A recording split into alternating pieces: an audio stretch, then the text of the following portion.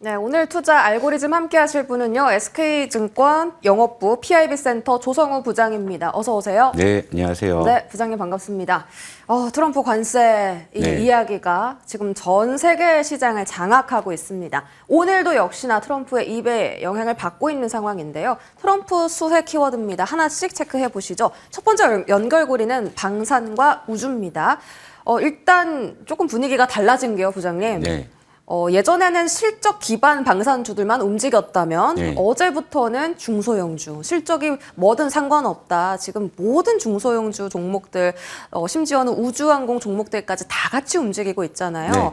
이게 지금 방산주를 그래서 단기적으로 봐야 하나라는 생각이 좀 들고 있거든요. 네. 점점. 어떻게 판단할까요?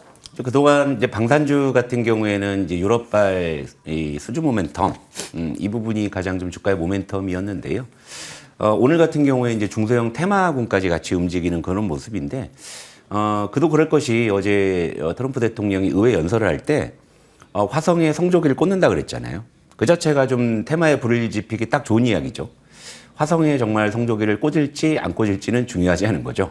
오늘 그 심리가 테마군에 강하게 좀 반영이 되면서 그런 흐름들이 이제 나온 것이다. 그러니까 일단 좀 테마군이라는 것은 중장기적인 연속성을 기대하기 좀 어려우니까 일단 좀 단기 트레이딩 쪽에서의 그런 어떤 수급들이 모여드는 그런 모습으로 보는 게 좋을 것 같습니다. 네. 그러면 지금 시세를 가장 많이 내고 있는 쪽에 또 한국항공우주가 될 수도 있겠는데 네.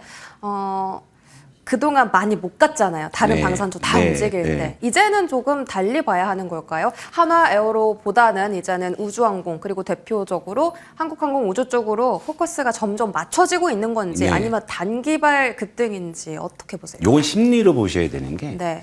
자, 최근만 하더라도 우크라이나 전쟁이 끝나는 쪽으로 다들 생각을 했기 때문에 시장 전반적으로 봤을 때도 방산주의 모멘텀이 좀 약화되는 쪽에 좀 그런 심리였잖아요. 네. 그러다 보니까 특정한 종목들 위주로만 이제 시세가 오버슈팅이 나오는 그런 모습이었죠. 그런데 여러분들 지난주 트럼프 대통령과 젤렌스키 대통령의 정상회담에서 이게 이걸로 끝나진 않겠다라는 네. 그런 시그널을 주었죠. 그러면서 유럽에서 앞다투어서 지금 다시금 이제 방위비 증액을 이야기하고 있고 이런 상황에 이제 트럼프 대통령은 또 화성에 성조기까지 꽂는다 그랬어요. 그러다 보면 결국에는 이제 다시금 방산 쪽이 더 갈 수 있다라는 그런 심리들이 이제 이쪽 섹터에 몰려들고 있는데 그렇다면 그동안 좀 많이 올랐던 종목보다는 상대적으로 그동안 안 올랐던 종목 쪽에 수급이 유입될 가능성이 지금 더 크겠죠. 네. 그러다 보니까 그동안 못 갔던 한국항공우주가 오늘 같은 경우에 지강 랠리를 하는 것이고 그런 이제 대형 주군이 아니라 이제 중소형 테마군을 선호하는 수급들은 오늘 뭐 예를 들면 이제 뭐 이런 테마군들 그런 쪽으로 이제 수급이 이어지는 것이죠. 그러니까 이제 트럼프의 어떤 발언으로 인해 가지고 방산주 쪽은 조금 더 지금 탄력을 받을 수 있는 상황이고 그리고 지금 그 트럼프 대통령과 젤렌스키 정상회담에서 확실하게 이제 시그널을 준 것은 적어도 미국 트럼프 대통령 집권기에는 유럽 안보에 미국이 개입하지 않겠다라는 그런 시그널을 준 거거든요. 그러면 이제 유럽 입장에서도 미국에 의존하지 않기 위해서는 다시금 좀 이제 방위비를 좀 증액할 수밖에 없는 부분이죠. 이런 부분들이 반영이 된 것이고 어제 독일 증시가 급등을 했어요. 뭐 대규모 이제 좀 경기 부양이 좀 나설 것 같은데 근데 여기서 이제 중요한 포인트가 뭐냐면 어제 독일 쪽에서도 이제 방산주가 많이 오르긴 했습니다만은 기본적으로 이제 방위비 부분은 이제 부채 한도 산입에서 이제 배제하는 부분들 이건 독자적으로 그냥 방위비는 독자적으로 이제 계상을 하겠다. 그러니까 이런 부분들까지 곁들여져 가지고 오늘 좀 방산주가 굉장히 전체적으로 좀 군집성을 강화하는 모습이다 이렇게 볼 수 있을 것 같아요. 그러면 좀 판단이 중요한 시기인 것 같은데요, 부장님. 네. 지금 뜨고 있는 한국항공우주를 봐야겠습니까? 아니면 그래도 실적 탄탄하고 그래도 네. 밸류가 최고 한 80만 원까지는 책정이 되어 있던데 여전히 한화에어로 쪽으로 포커스를 두어야 될까요? 자, 이벤트를 한번 보시자고요. 자꾸 이제 종목으로 자꾸 저한테 둘 중에 엄마가 좋냐, 아빠가 좋냐 하시면 저 네. 대답 안 드릴 건데 이제 전체적인 섹터의 분위기 보자고요. 자, 당분간은 방산이 조금 더 갈 것 같아요. 트럼프 때문에. 그렇죠?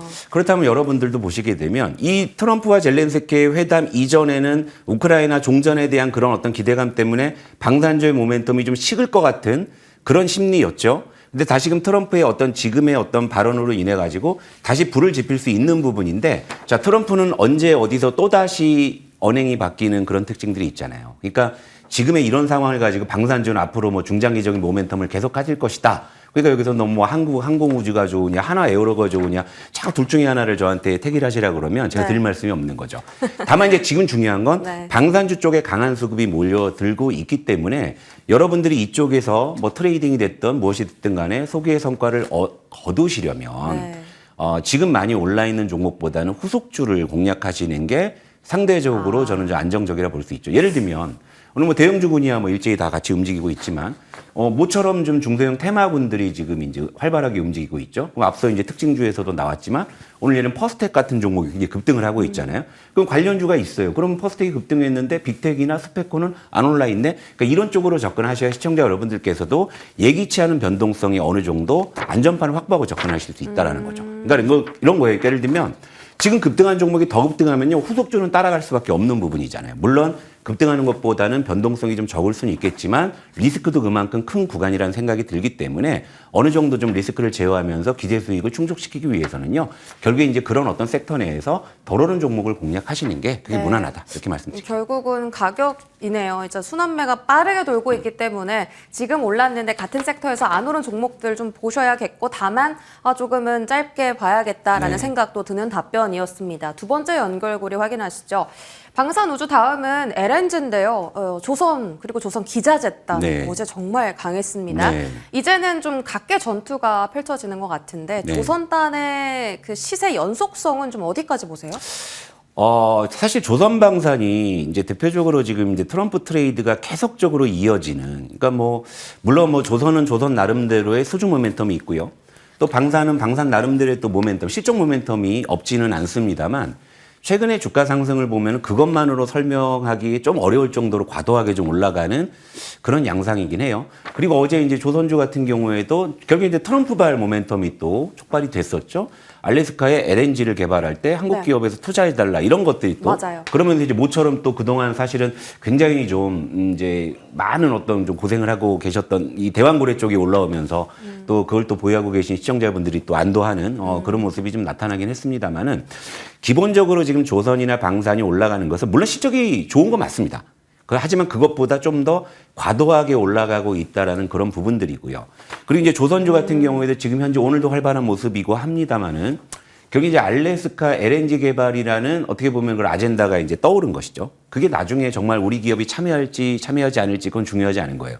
네. 지금 그쪽에 수급이 들어가서 열심히 지금 수급 게임을 하고 있는 그런 양상인데 이 모멘텀이 좀 더 이어지려면 결국엔 그런 어떤 개발 사업에서는 정부 차원의 협의가 있어야 된다는 것이고 그렇다면은 일단 우리나라가 현재 지금 정치 상황이라는 게 리더십이 좀 뚜렷하지가 않은 상황이다 보니까 그런 부분들이 좀 중장기적인 모멘텀으로 톱니바퀴가 좀 물리려면 네. 결국엔 정부 차원에서의 협의가 좀 이루어지는 그런 어떤 후속 작업들이 가시화된다면은 그때 이제 중장기적인 모멘텀으로 볼 수가 있겠지만 현재로서는 이제 어제 있었던 트럼프의 의회 연설 이후에 어떤 좀 관련한 어떤 이슈성 시세라는 그런 생각이 많이 들고요.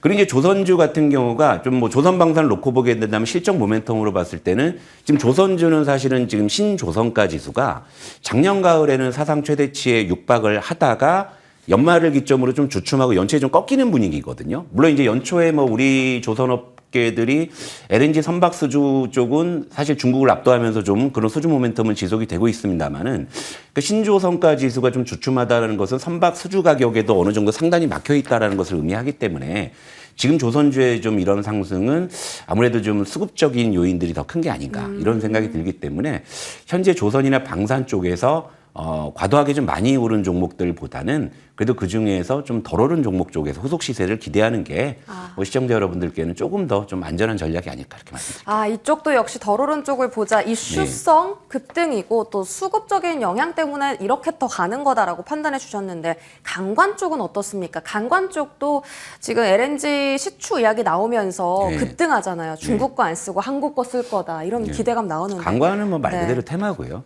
예전에도 뭐 가스관이고 뭐 경협이고 뭐고 그러니까 강관주는 실제로 그런 테마가 있을 때 시세는 나지만 실질적인 수혜 여부가 검증되는 사례는 별로 없거든요. 그러니까 그냥 어디까지나 그냥 여러분들께서 테마로 접근하시는 게 그게 무난하지 않을까 말씀드릴게요. 네. 알겠습니다.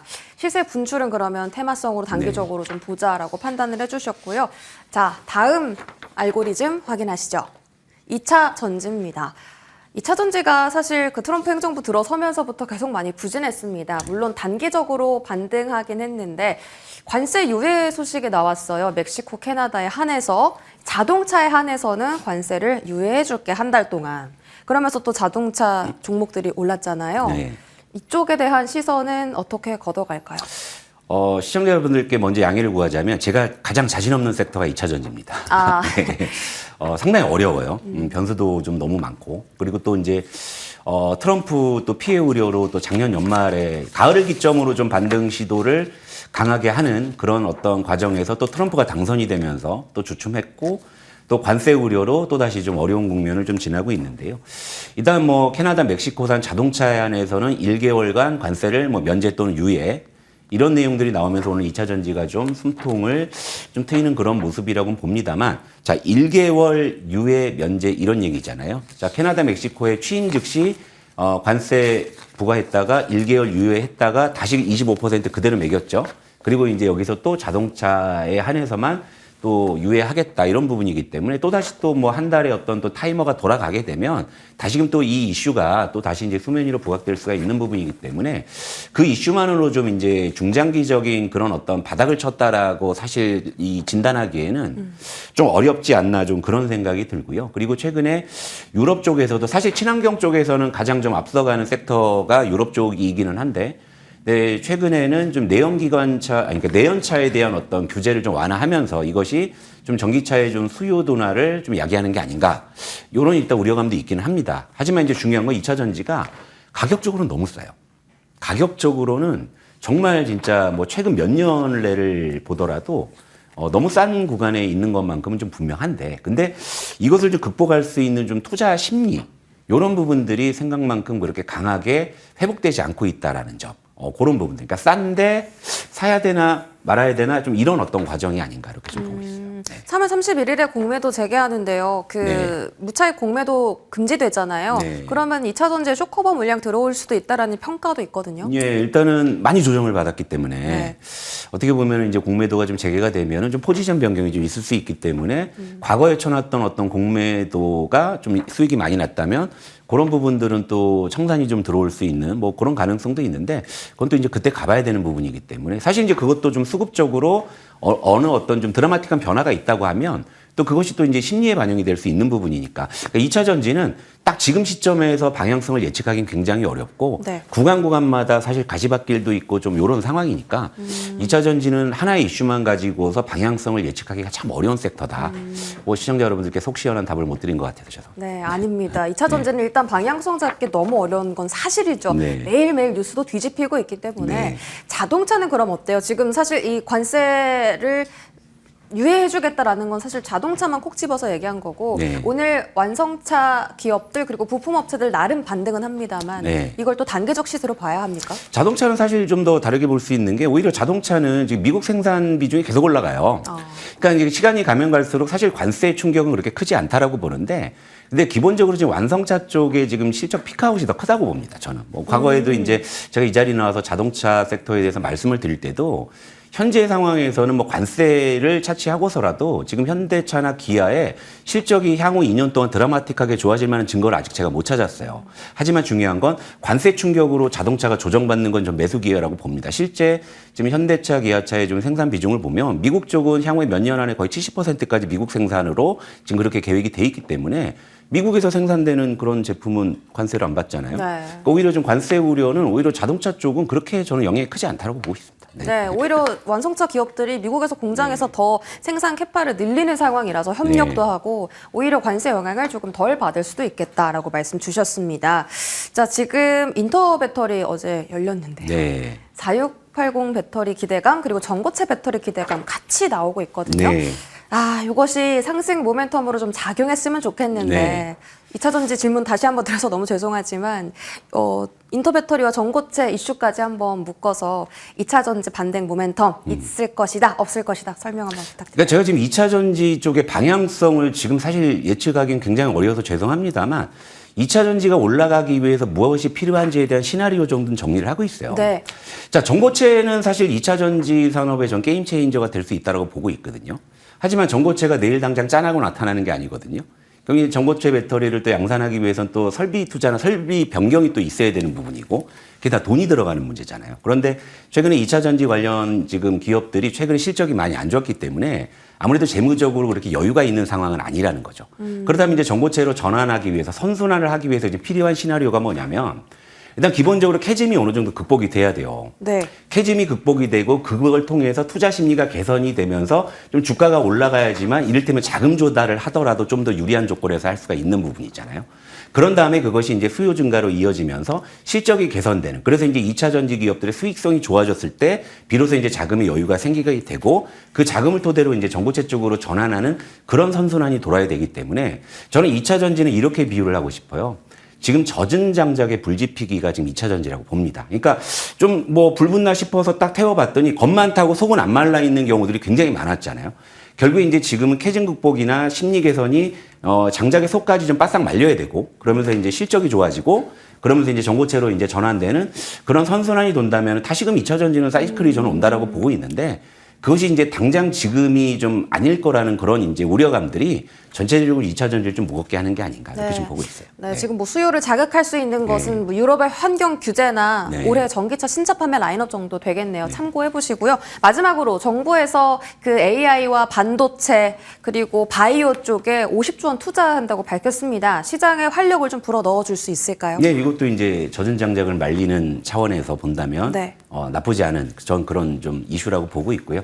근데 전반적으로 정책이든 간에 뭐 캐즘 극복이든 간에 어떤 그 젖은 장작의 어떤 이제 말리는 과정들이 계속적으로 이어진 다음에 2차 전지가 이제 비로소 이제 불이 붙었을 때, 그러니까 지금 이제 섣불리 좀 바닥을 예측하시는 것보다는요, 이런 일련의 어떤 과정들을 확인하면서, 그러니까 이를테면 조금 더 주고 사더라도 조금 더 뭔가 좀 가시적일 때 접근하시는 게 좋지 않나 이렇게 말씀드리고 싶습니다. 알겠습니다. 아직까지는 이르다라고 판단해 주셨습니다. SK증권 영업부 조성호 부장과 함께했습니다. 고맙습니다.